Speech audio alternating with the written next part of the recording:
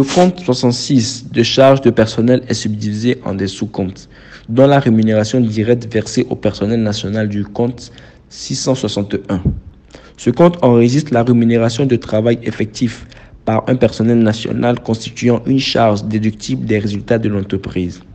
Ce compte enregistre les produits à recevoir et permet également de régulariser les charges de personnel indûment supportées en débitant le compte 4285 par le crédit du compte 66. Après la contrepassation de ces écritures lors de la réouverture en N+1, la régularisation des charges de personnel se fera vu des pièces justificatives. Les appointements, salaires et commissions du compte 6611.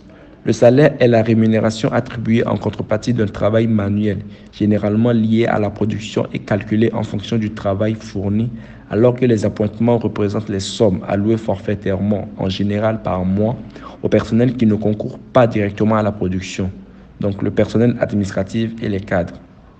Cette distinction ne recouvre plus en fait aucune réalité juridique et a beaucoup perdu de sa signification avec la généralisation de la mensualisation.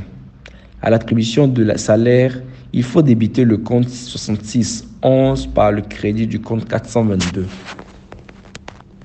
Les primes et gratifications du compte 6612. Les primes et gratifications sont des compléments de salaire de base. Elles sont attribuées aux salariés afin de les récompenser, le motiver ou prendre en compte ses conditions de travail.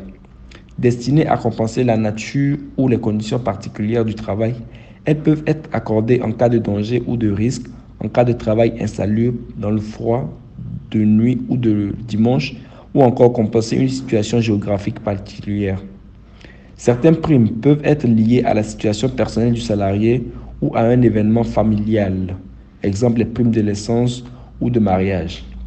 D'autres sont liées à la situation de l'entité et peuvent être versées pour marquer la signature d'un accord collectif dans l'attente d'une augmentation de salaire ou encore en fonction des résultats de l'augmentation du capital de l'entreprise, l'exemple prime de bilan ou d'intéressement. À l'attribution de salaire, il faut débiter le compte 6612 par le crédit du compte 422. Congé payé du compte 6613. Conformément au Code du travail, le congé annuel est accordé à tous les travailleurs au bout d'une année de service. Un employé a droit à un congé annuel payé de 24 jours de travail après avoir effectué au moins 12 mois de service. La durée du congé augmente avec la durée de service suivant les règlements en vigueur ou les dispositions des conventions collectives. Les mères de famille ont droit à un jour de congé supplémentaire par an pour chaque enfant de moins de 14 ans. Pendant le congé annuel, les travailleurs sont payés le correspondant de 1/12 du salaire annuel, c'est-à-dire qu'ils reçoivent un mois de paie pour le congé annuel de 24 jours de travail. Le paiement est fait avant le commencement du congé annuel.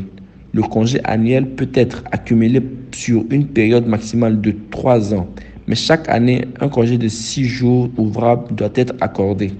Il est donc interdit de fournir des compensations tenant lieu de congé annuel, sauf en cas de résiliation du contrat de travail. Donc, par source, on a l'article 148-155 du Code du travail de 1977. À l'attribution du salaire, il faut débiter le compte 6613 par le crédit du compte 422. Indemnité de préavis, de licenciement et de recherche d'embauche du compte 6614. Conformément aux dispositions de l'article 29, 30 et 31 de la Convention collective nationale interprofessionnelle, à l'attribution de salaire, il faut débiter le compte 6614 par le crédit du compte 422. Indemnité de maladie versée aux travailleurs du compte 615. En cas de maladie, l'employeur est tenu de verser l'intégralité du salaire du travailleur pour un temps limité. Conformément au Code des obligations, la durée minimale est de 3 semaines pendant la première année de service. Ensuite, l'employeur paie le salaire pour une période plus longue, fixée équitablement compte tenu de la durée des rapports de travail et des circonstances particulières.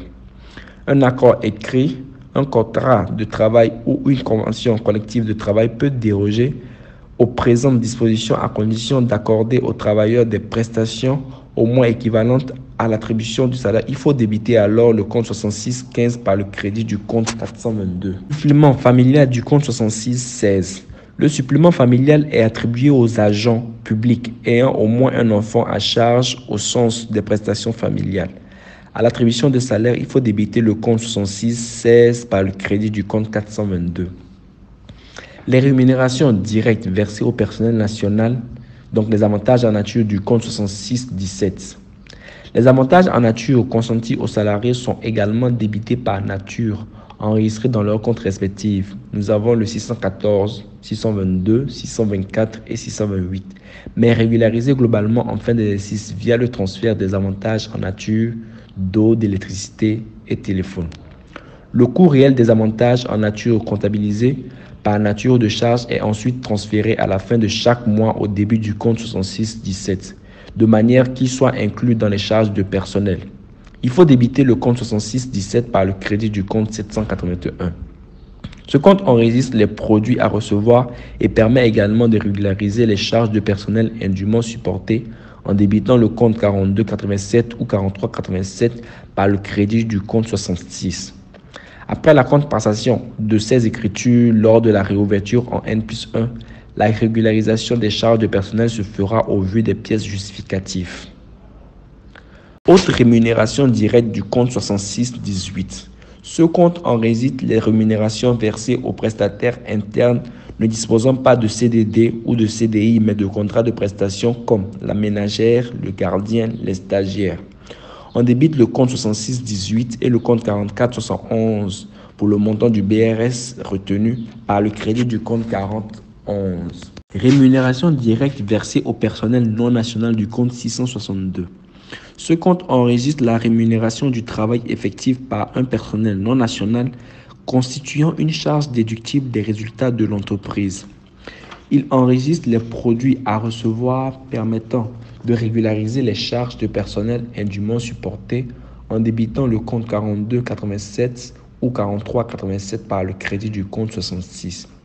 Après la compensation de ces écritures lors de la réouverture en N+1, la régularisation des charges de personnel se fera au vu des pièces justificatives. Les indemnités forfaitaires versées au personnel du compte 663.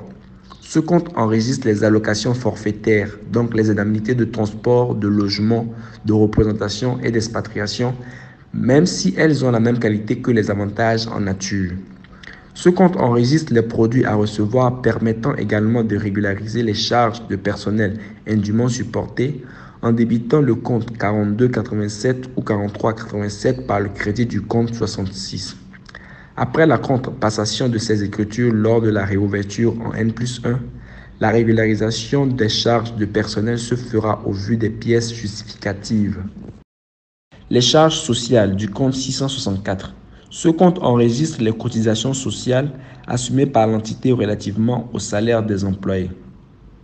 En effet, une partie des cotisations est acquittée par le salarié lui-même et l'autre partie par l'entité. La part de cotisation acquittée par l'employé s'enregistre en débitant le compte 422 par le crédit des comptes 43 11, 43 12, 43 13, 43 14, 43 18 et 43 31. Puis celles supportées par l'entité s'enregistrent en débitant le compte 664 par le crédit des comptes 43 11, 43 12, 43 13, 43 14, 43 18 et 43 31. Pour finir, lors de la déclaration du versement de la somme de ces cotisations auprès de l'organe concerné, l'on débite les comptes 43 11, 43 12, 43 13, 43 14, 43 18 et enfin 43 31 par le crédit du compte de trésorerie. Rémunération du travail de l'exploitant du compte 66-61. Ce compte enregistre les rémunérations du travail de l'entrepreneur individuel. Toutefois, son employé demeure facultatif si le patrimoine de l'entité se confond avec celui de l'exploitant. Dans ce cas, les prélèvements peuvent être inscrits dans le compte 1043. Ce compte est souvent recommandé dans la mesure où les rémunérations de l'exploitant individuel en contrepartie de son travail ne constituent pas une charge déductible pour l'entreprise dès l'instant que le bénéfice réalisé rémunère à la fois le travail et le capital. Ce compte enregistre les produits à recevoir permettant également de régulariser les charges de personnel indûment supportées en débitant le compte 4287 ou 43,87 par le crédit du compte 66. Après la contrepassation de ces écritures lors de la réouverture en N+1, la régularisation des charges de personnel se fera au vu des pièces justificatives. Les charges sociales de l'exploitant individuel du compte 66-62. Ce compte enregistre les charges sociales de l'entrepreneur individuel. L'emploi de ce compte demeure facultatif si le patrimoine de l'entité se confond avec celui de l'exploitant. Il s'enregistre en débitant le compte 66-62 par le crédit du compte 422. Rémunération transférée de personnel extérieur du compte 667. Ce compte enregistre les produits à recevoir, permettant également de régulariser les charges de personnel indûment supportées en débitant le compte 42,87 ou 43,87 par le crédit du compte 66.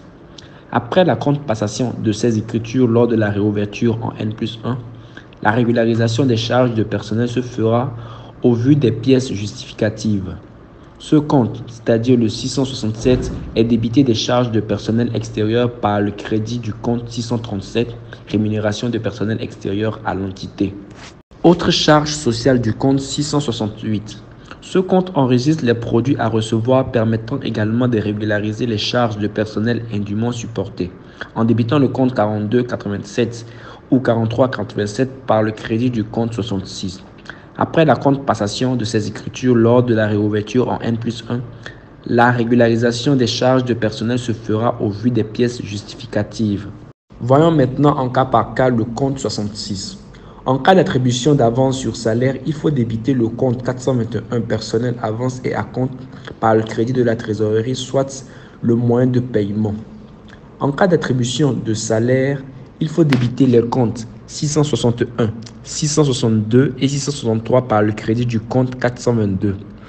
En cas de paiement des charges par l'employé, il faut débiter le compte 422 par le crédit des comptes 421 et 423. En cas de paiement des charges de la CSS, l'IPRES et l'IPM par l'employé, il faut débiter le compte 422 par le crédit des comptes 43 11, 43 12, 43 13, 43 14, 43 18 et 43 31. En cas de paiement des impôts et taxes sur salaire par l'employé, il faut débiter le compte 422 par le crédit des comptes 44 72 et 44 73. En cas maintenant de paiement du solde du salaire de l'employé, il faut débiter le compte 422 par le crédit du compte de trésorerie. En cas de paiement de l'agent de recouvrement de la justice pour le compte de l'employé, il faut débiter le compte 423 par le crédit du compte de trésorerie. En cas de présence des charges patronales, ces charges incombent intégralement à l'entreprise et non à l'employé. Il faut débiter les comptes 6641, 6642, 6413 et 6418 par le crédit des comptes 4311, 4312, 4313, 4314, 4318, 4331 et 442. En cas de paiement de l'IPRES et de la CSS, il faut débiter les comptes 4311, 4312, 4313, 4314, 4318 et 4331 par le crédit du compte de trésorerie. En cas de paiement de la VRS, il faut débiter le compte 442, 4472 et 4473 par le crédit du compte de trésorerie. En cas d'immobilisation des charges avantages en nature, il faut débiter les comptes 6617 et 6627 par le crédit du compte 781. Ce compte est débité par le crédit du compte 422 personnel rémunération due ou par crédit du compte 781 transfert de charges d'exploitation. Ce compte est débité des charges afférentes à ces rémunérations par le crédit du compte 43 organismes sociaux ou par le crédit du compte 44 État et collectivités publiques.